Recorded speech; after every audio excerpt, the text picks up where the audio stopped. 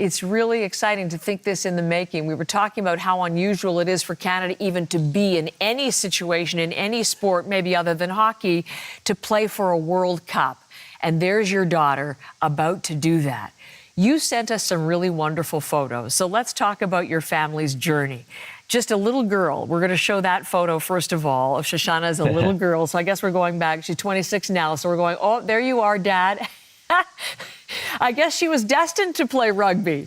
Did you get her playing early on?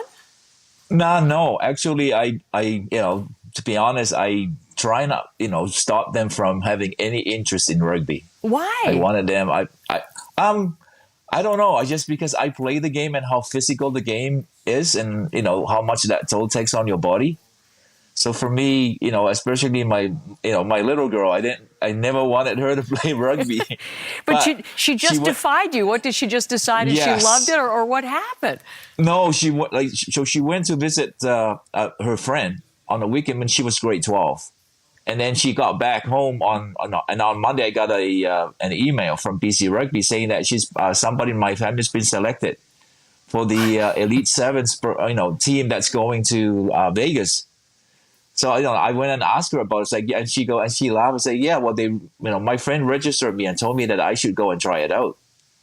Well, she's obviously has the aptitude. It runs in the family. And the rest is history. The rest is history. And now she's playing for the World Championship. We have some pictures, too. I love this because the whole family was there in England for the New Zealand semifinal. We're looking at some pictures. Yes. Tell me about who was there and the whole family cheering for Shoshanah. Well, I also have my mom and my sister and her family came from New Zealand to watch the game. They're still here in London.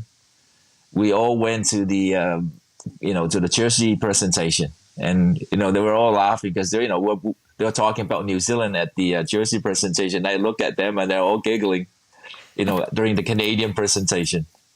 Because it was such a thing. We did again, just to reiterate, for Canada to have beaten New Zealand was unbelievable. It was unbelievable. And there they were. And then, do I understand correctly? They went home not expecting that there was going to be a final for your family?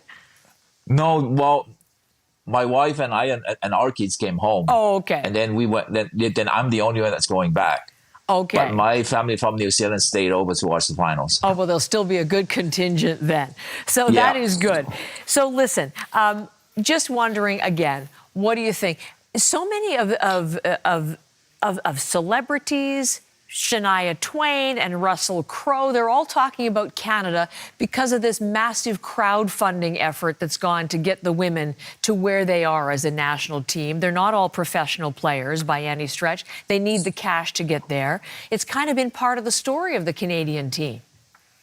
Oh, 100%. And I think that's what makes this story so unique, because they're competing against, teams with millions of money that, it's been poured into their budget to prepare for the World Cup. But a lot of these girls, even last year and this year, they had to fly into Victoria, ask for friends that, that they can crash in their basement and sleep on couches so that they can train together as a team and prepare themselves, for the World Cup. And my hope that, with this, that, they'll get some support that they needed for them to stay competitive going forward.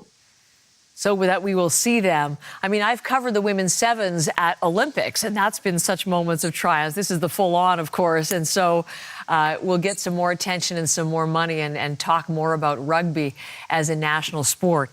Listen, before I let you go, can you write for me how you think this story goes? I love it because, we have another picture of Shoshanah with her grandma there. So there's a great shot, too, I want to make sure I show.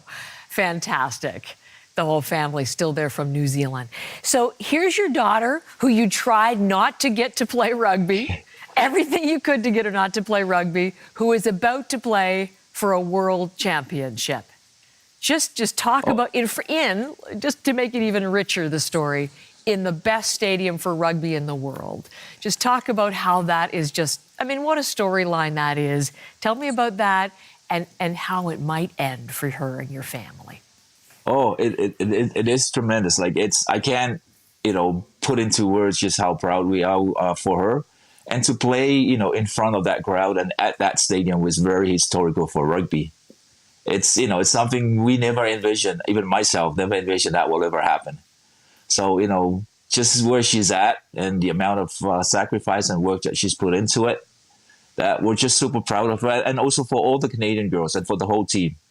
Like I've been watching a lot of those girls sacrifice a lot to trying to get there, and it's such an amazing story. Just see where they are, and I can't wait for them to to bring that cup home.